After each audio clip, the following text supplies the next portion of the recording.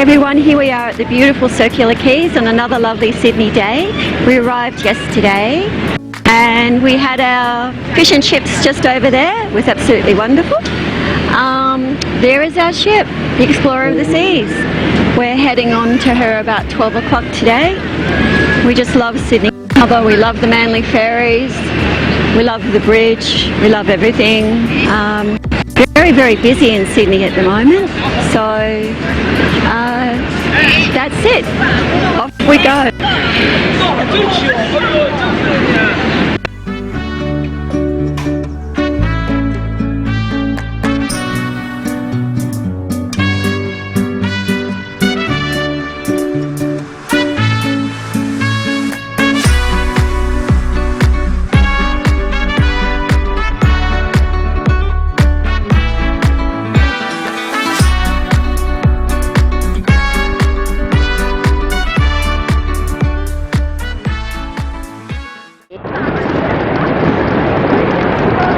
Okay guys, we're back again. We've just walked around Circular Quays and we're now on the side of the Four Seasons Hotel, and you can see the beautiful Explorer of the Seas. You can see it on my right is the Harbour Bridge, and on my left is the Opera House and all the hotels over there. There's the Pullman Grand Circular Quay over there, but we can never go past the Four Seasons. We absolutely love that hotel. Sun is coming out. It's just a beautiful, beautiful day. People are arriving already. I don't know, we just had a whole heap of suitcases go past. If Richard pans around, you can probably see a few more suitcases, but you can't do it. Trains are just over there, and I'm getting the wind-up signal, so that's it for now. See you soon. Okay, here we go again. Now we are closer and closer to the Explorer of the Seas. This is actually where you embark at the Overseas Passenger Terminal. As you can see, hundreds of the thousands of people that are coming on board have already arrived. We've got a whole group of them sitting under the tree with their luggage just behind me. Oh, yeah. So sorry. That's okay. That's okay, keep going. Thank you. Yeah, it's okay. Keep going. Yeah. Okay, and it's all part of the action, my babe. So we've got lots of people walking past it. Everyone's so excited to be getting on board this beautiful, beautiful ship, the Explorer of the Seas.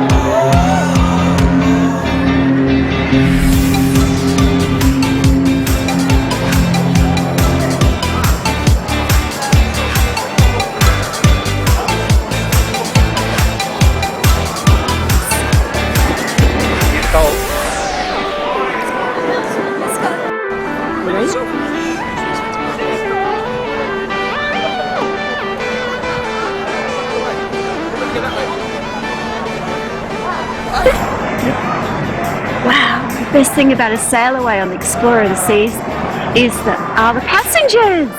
They are awesome. They are such a fantastic mix of demographics, the ages. We've got schoolies, we've got families, we've got oldies, and look at it, they're embracing it. They're all out there, just like they were back in January 2017. This captain actually just did 3 horn salutes. We had 3 salutes of the horns. It was just awesome. We are looking now towards the Four Seasons, saying farewell to Sydney, but there's a storm approaching, and guess what? Guess what? Guess what? We're sailing into a storm. Nothing like what we had going across the ditch, hopefully, to New Zealand. But yeah, there's weather on the way, so stay safe, everybody in Sydney, because I know, look at the ship is turning. Richie wanted to get the ship turning. Now he's seeing it's perfect positioning here. And yeah, so stay safe tomorrow. You're meant to get lots of rain and stuff. And look at this turn, isn't it awesome? Well positioned, Hubbard. Yeah? Yeah. Perfect. It's perfect. And this is a perfect cruise because these guys, the passengers, are going to make it a fantastic cruise. See you on the morrow.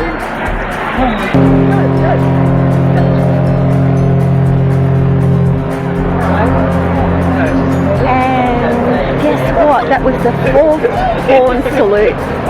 Here's farewelling Sydney like you wouldn't believe. We've got planes overflying. We've got a roll cloud that I can see in the sky above the back of the antennas. It's definitely a front coming through. We're doing the whole circuit. This is the most fantastic footage we've ever got in leaving Sydney. Totally different perspective.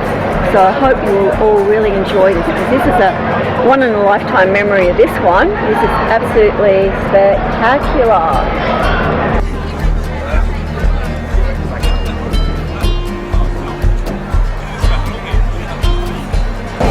Look at the storm over the Opera House. Look, my babe, look at the storm over the Opera House. Yeah. Look at all the people over the Opera House.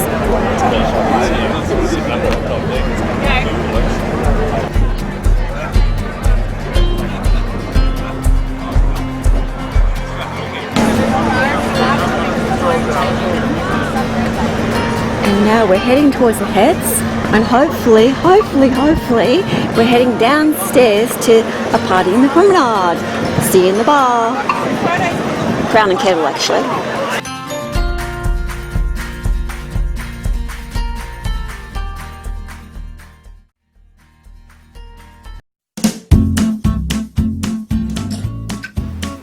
As Katie was saying, we are making our way through the most beautiful Sydney harbour on our way to the Heads, and taking in those most beautiful views of the city and its suburbs. You can see Russcutters Bay there, Double Bay and Rose Bay, and the most exclusive Vaucluse, where homes are around $6-7 million at least.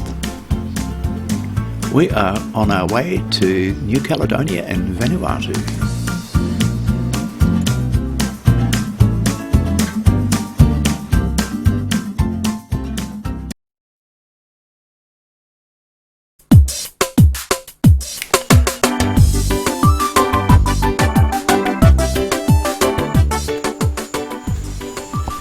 Our first stop on our LeFou excursion took us to the Vanilla Bean farm, and they showed us the complete progress and told us why vanilla beans are so expensive.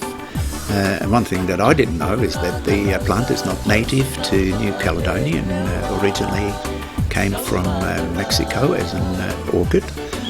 They take about 2 years to cultivate, from the pollination stage to the drying stage, and fetch around $1,000 per kilo when it's dried. The vanilla bean growing here in LeFou is their second income after tourism.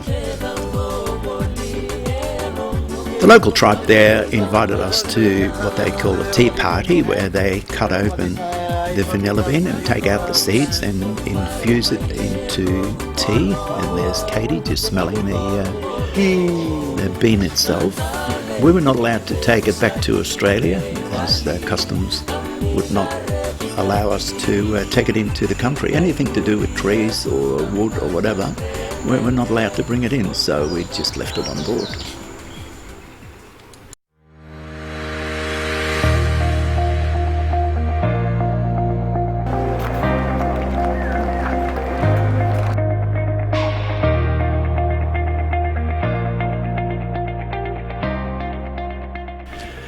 We had a short coach ride to Lifu rugged northern coast that brings you to the cliffs of Joken. It is part of the village and is owned by the tribal chief. Did the lady make that for you? It's a tradition of the village that everyone wears a flower hat. Lifu Island is the largest, most populous and most important of the Loyalty Islands. It is irregular in shape and is 81 kilometres long and 16 to 20 kilometres wide. Lifu is a former coral atoll that was part of a submerged volcano nearly 2 million years ago. Today there's still evidence of coral reefs and most stunning clear waters that brings out the colours of this most beautiful sapphire blue, green and turquoise.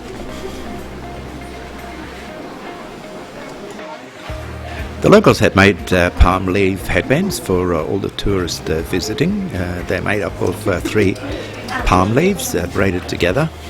They serve absolutely no purpose, but they just look cool. And the tourist guide actually thought that Katie didn't have enough flowers in her headband, so he's put another few up. The cliffs are on a private and sacred village and houses these huts that belong to the chief and his family. Behind these huts we have the cliffs of Joken that would drop off to the sea. And it's got most spectacular views of the limestone rock formations.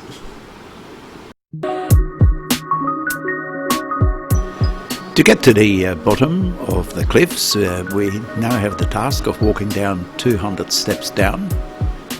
But the dilemma is that we also have to have 200 steps going up. It's a very good exercise for today, I can tell you. We were warned that some of the steps are loose and crumbling, and in most parts there are no handrails. Lifu is made up of fossil coral, making it easy to see why snorkeling here is one of the best in the world. With pristine, clear waters, it's just absolutely amazing. And the other plus is that the coral reef is so close to the shore, so it's certainly a haven for snorkeling.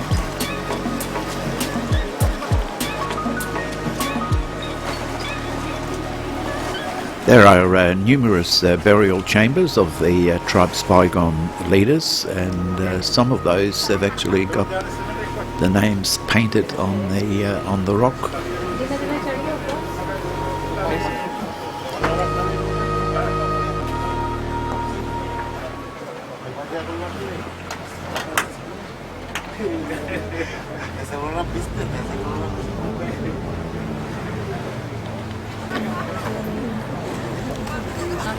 Here the locals, they get quite excited when a cruise ship comes in, which is only sort of like every week or so, and show off their talents by jumping off the cliff into the water.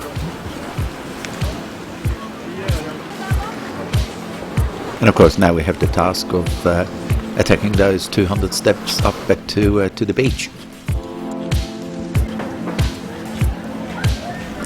Arriving here by cruise ship is the best way to explore and experience the natural wonders of this most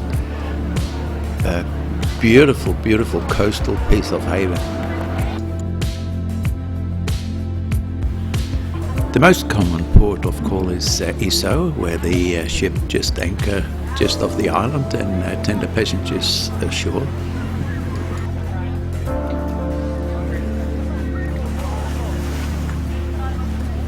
Iso Beach is a lovely beach where turtles can be spotted almost all of the time. However, the beach is not recommended for snorkeling, as it is very, very windy at times. There are also open-air markets selling arts and craft, clothing, and delicious food.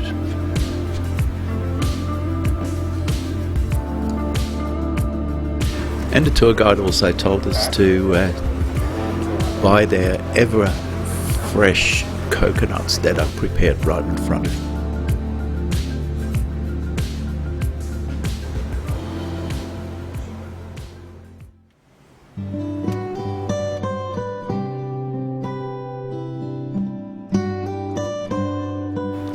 We have arrived here on the Isle of Pines.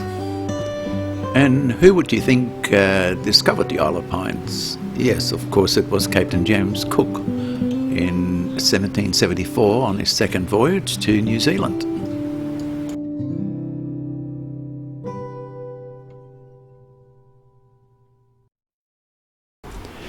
The Isle of Pines has no museum, but you can go and visit the carved wood totems near the St. Maurice beach.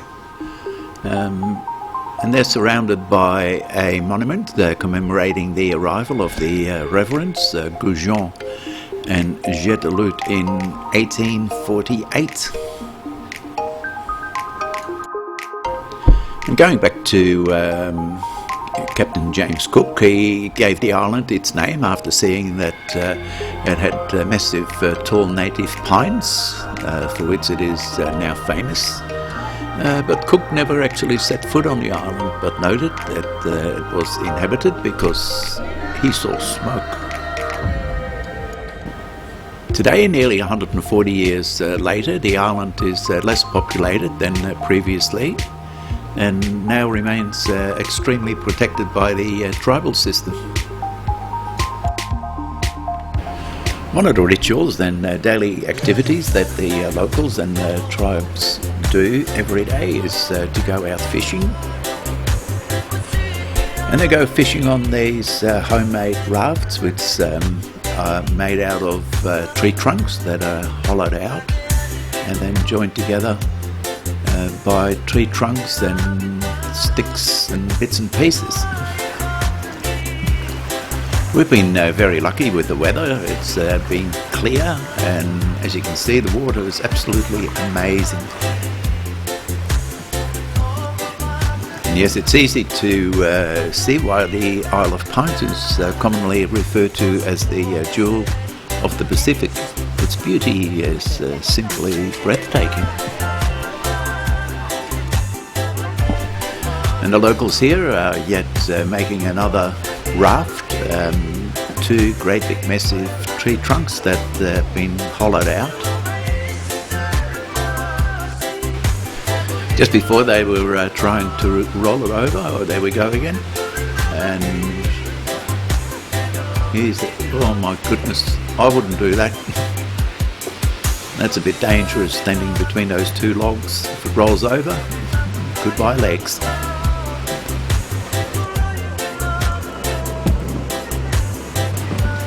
As you can see, they build things and do things the most primitive way by using sticks and bits and pieces of wood. And of course, they've got no bunnings, of course, there.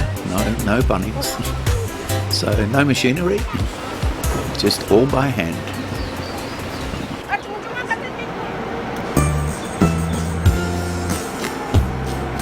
Our next stop was to visit the large white and red Catholic church, which dominates the centre of Veo. It was built in 1960 by the island's convicts, and is still used on a daily basis by the island's many Christians. But being here on a Saturday, everything is closed, including the church.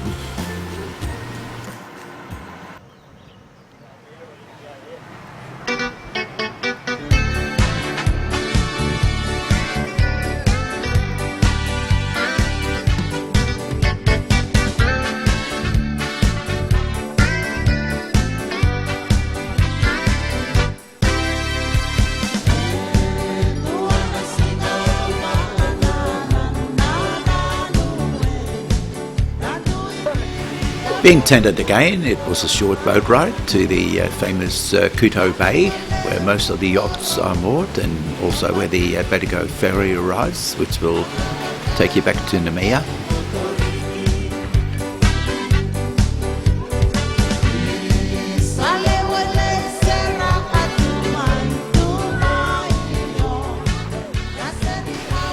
The bus brought us back, but decided to get off a little bit earlier and walk the esplanade with the two bays of Kuto and Connemara, only about 200 metres apart. In Connemara Bay there's a secret rock and the locals have asked us not to touch it.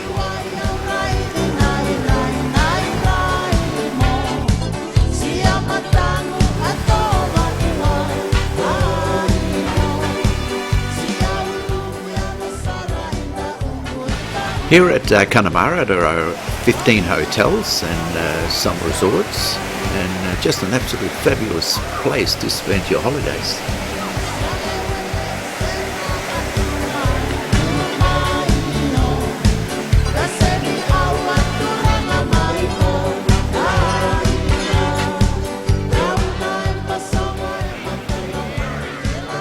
The white sandy beaches are just absolutely spectacular, and the watercolour is just so vibrant and amazing. I've never seen those watercolours before.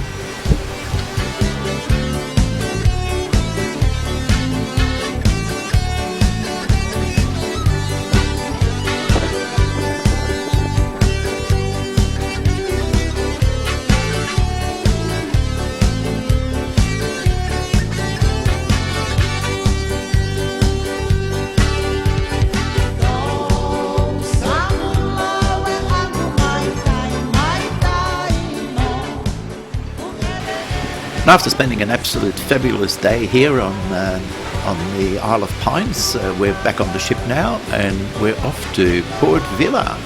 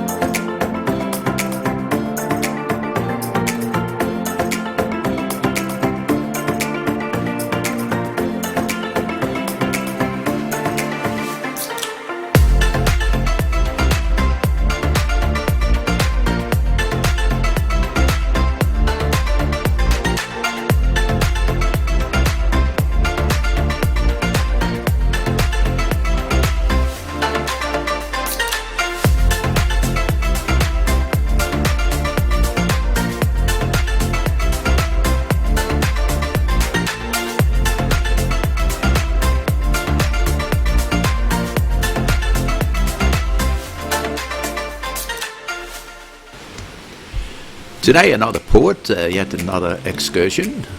Katie and myself have decided to do a calm water lagoon cruise, and we're also joined by Margaret and Cole, who are now our dining room buddies on the Explorer of the Seas, so it should be good fun.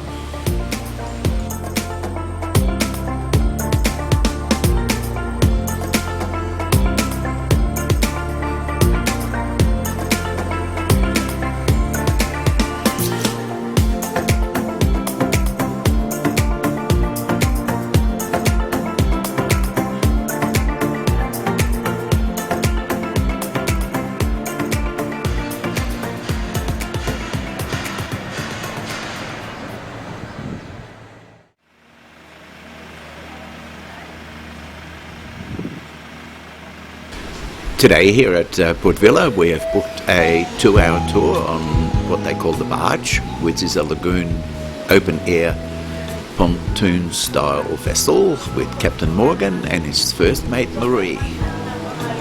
The vessel can take 65 passengers and has seating capacity for 45. The lagoon is actually horseshoe shaped with one lagoon, the Arrochar Lagoon, and on the other side the Ampton Lagoon.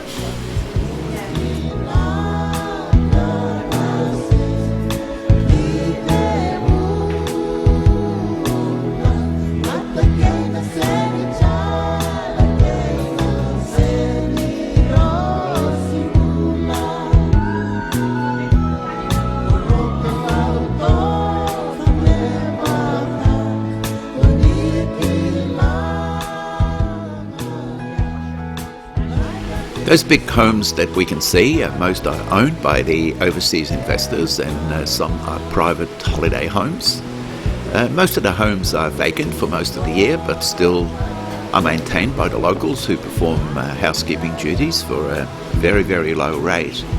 They do the washing up and the cleaning and maintaining the gardens and do everything, and only get paid $10 a day. This is the Holiday Inn Resort, which was refurbished and reopened in June 2017. It boasts accommodation for 148 guests and with a variety of suites and unique overwater villas. They'll stay there for free when sharing with a parent, and 4 kids under 12 eat free any time of the day. You can enjoy the luxury of this resort 7 days in a beach villa with daily breakfast and a flight from Brisbane, all inclusive, for $1,360.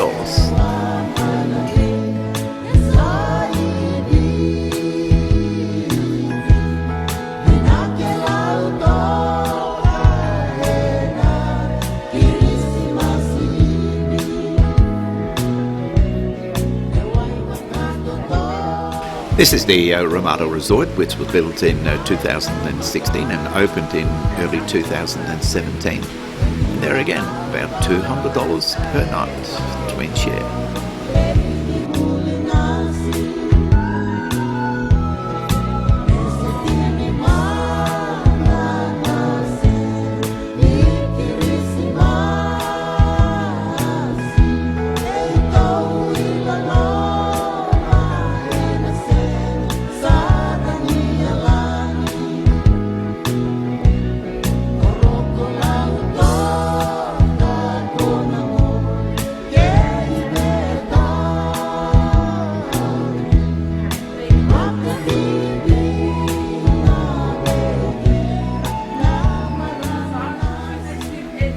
There are quite a few holiday resorts, such as the Bel Air and Sunset Bungalows, Holiday Inn, of course, and also the Ramada.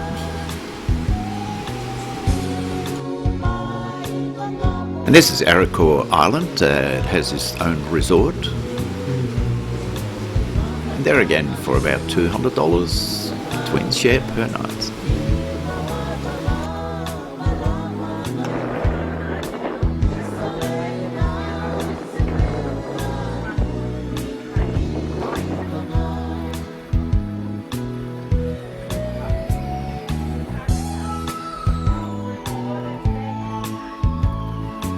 And that's how the locals get around to do some fishing on their homemade rafts.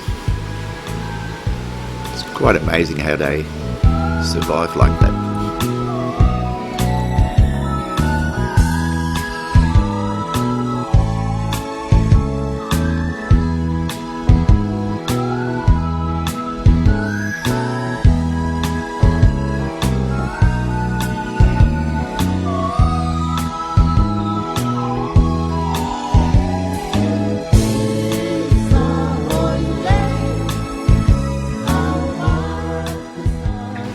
Whenever there's a tour on the barge, the local kids actually come up to the barge and see whether you've got anything to spare.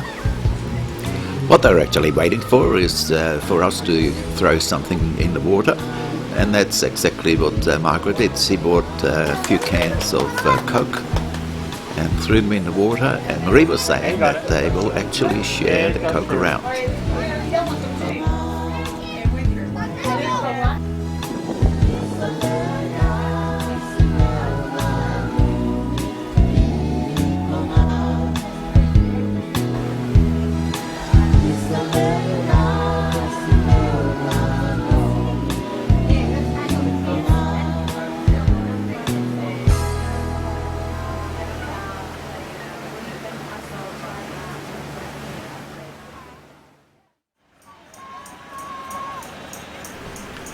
After our lagoon cruise, we were taken back by taxi van back to where the ship was docked. And there we found I actually counted about 150 stalls, local stalls, of people just selling all their local wares. Katie picked up some beautiful tropical dresses, about $15 each, and that was an absolute bargain.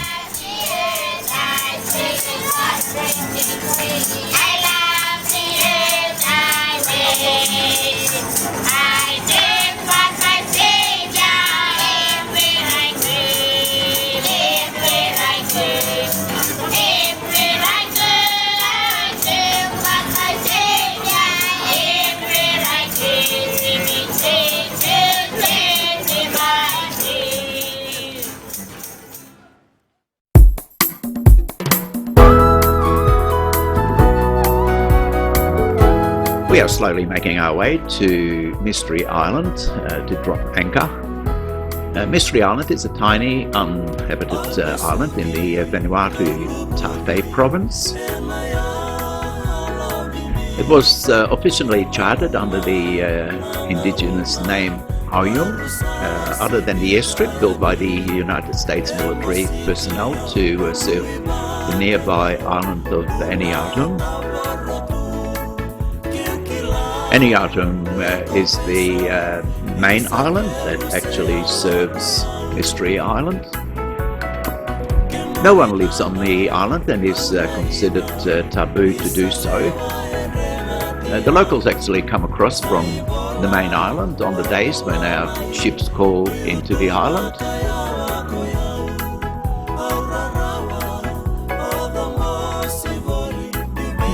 Mystery Island only has a few huts for overnighters and also modern amenities for cruise passengers.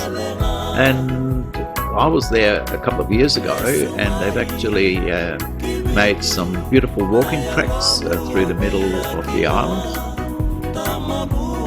The locals here speak 4 different languages, which is Bislama, English and French, and also their local, I think they call it Anion, which is the local language of Aniatum.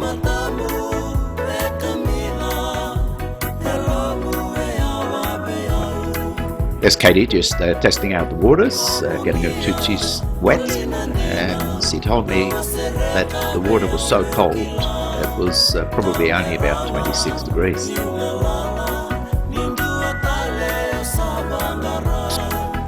We did manage to get a little swim in. Took us probably like 15 minutes to get under, but we did it. We didn't want to come all the way to Mystery Island and not have a swim. But the water temperatures here at home are about 32 degrees, so 26 is a bit cool.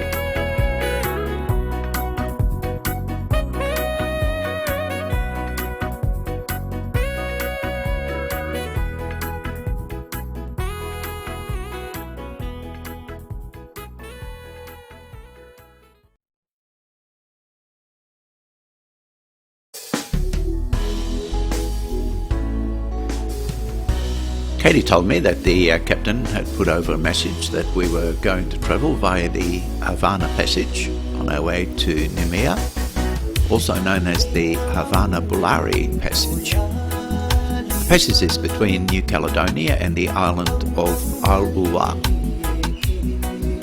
And should we want to see something spectacular, we have to get up at 5 o'clock in the morning.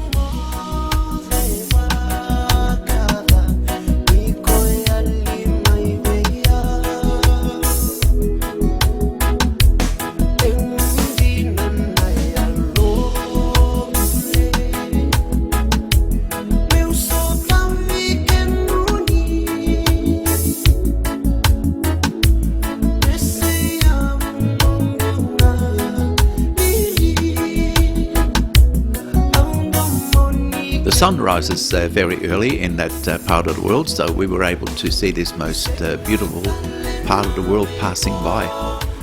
Absolutely spectacular, isn't it?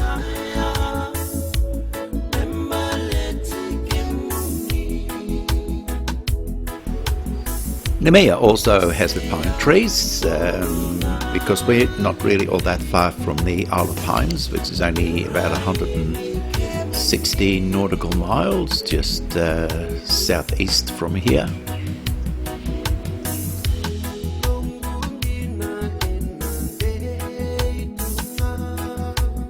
We are slowly making our way towards the city of Nemea.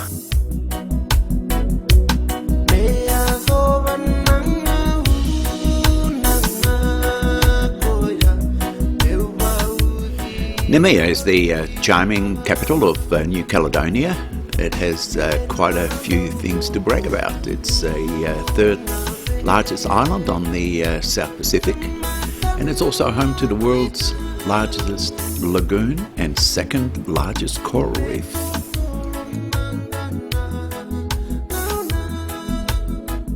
The city lies on a protected deepwater harbour that serves as the chief port for New Caledonia. Nemea has the longest history of mining in the Pacific Islands. Nickel was found here in New Caledonia in 1864. Port facilities of Nemea, which namely receives cargo vessels, container ships and cruise liners, and also the private ports who are keys and are a hub for receiving shipments of nickel ore from mining sites, as well as imported mineral products, and for the loading site of ferro-nickel destined for Europe and Asia and the United States.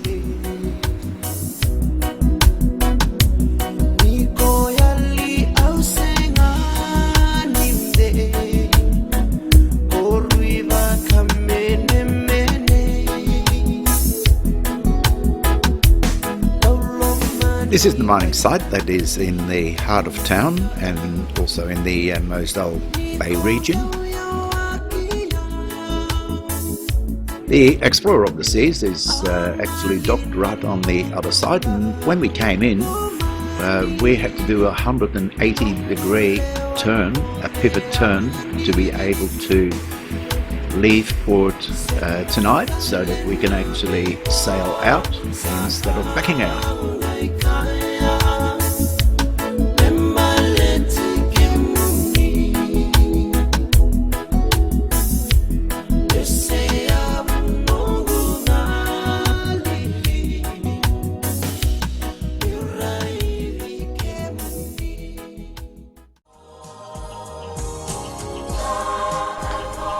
The first stop on our daily excursion here in Nemea was to go to the Nemea Cathedral, which is a Roman Catholic church and is dedicated to Saint Joseph.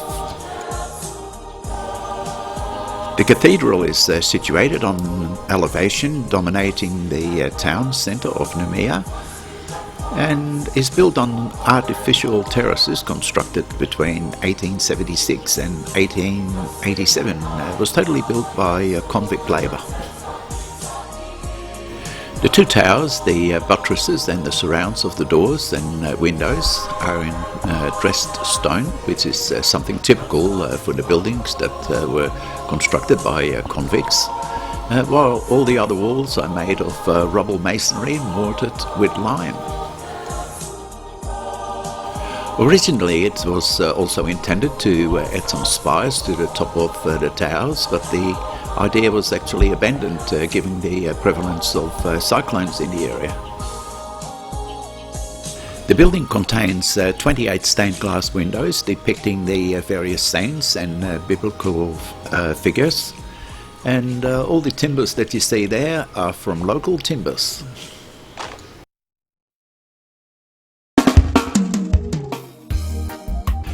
With an altitude of 132 metres, we are here at the Quen Toro Hill, which dominates the south of Nemea. The Esplanade offers a 360-degree view over the city and also the lagoon and the mountain foothills overlooking the Bay of Saint Marie.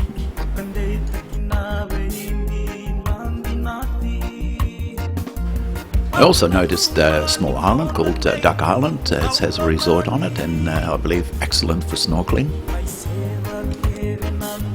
Also in our excursion they provided us with coffee and tea and French cake at the La Bodega de la Mar Tapas Bar. on the Promenade La Roque, overlooking Ans Valley Bay.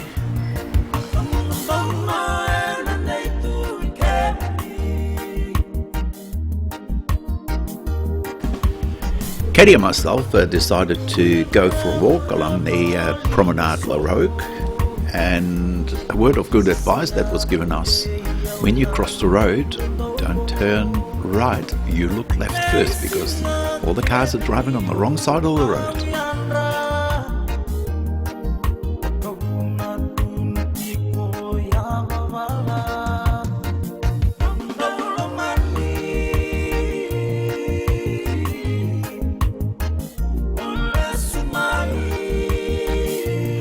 Le Roof is a very casual type of restaurant. There are two restaurants there. The other one is called Port Bolandre. They're both on the pier. Le Roof at the time wasn't open. It only opens from 11:30 to 2 p.m. for lunch, and then it closes and reopens at 6:30 to 10 p.m. 7 days a week. We have just realised that today is our last excursion and also our last day here in Vanuatu and New Caledonia. The bus is actually going to take us back in a few minutes to back to meet the Explorer of the Seas, and on our way back to, would you believe, Sydney, Australia.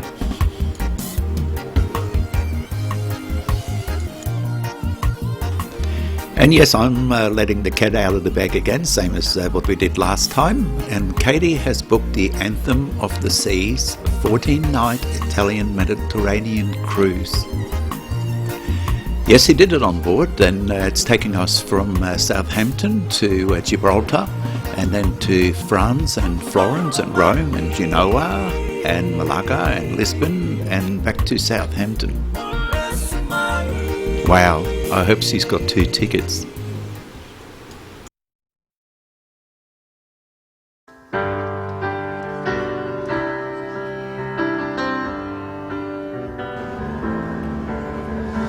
I've been to cities that never close down, from New York to Rio and old London town.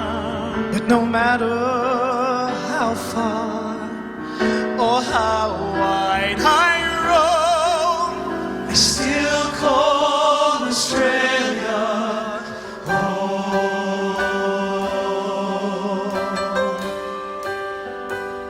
Oh, I'm always traveling.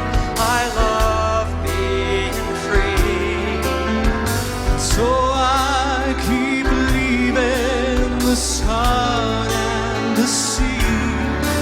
But my heart lies waiting over the foam. I still call Australia home. All the sons and daughters spinning around the world, away from their family and friends. As the world gets older and colder, it's good to know where your journey ends. Someday we'll all be together once more, when all of the ships come back to the shore. I realize something I've always known. I still call Australia home.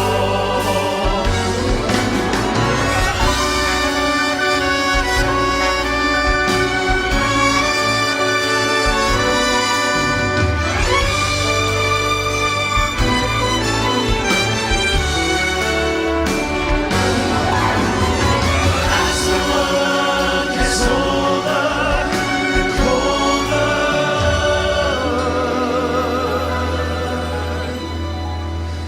good to know where your journey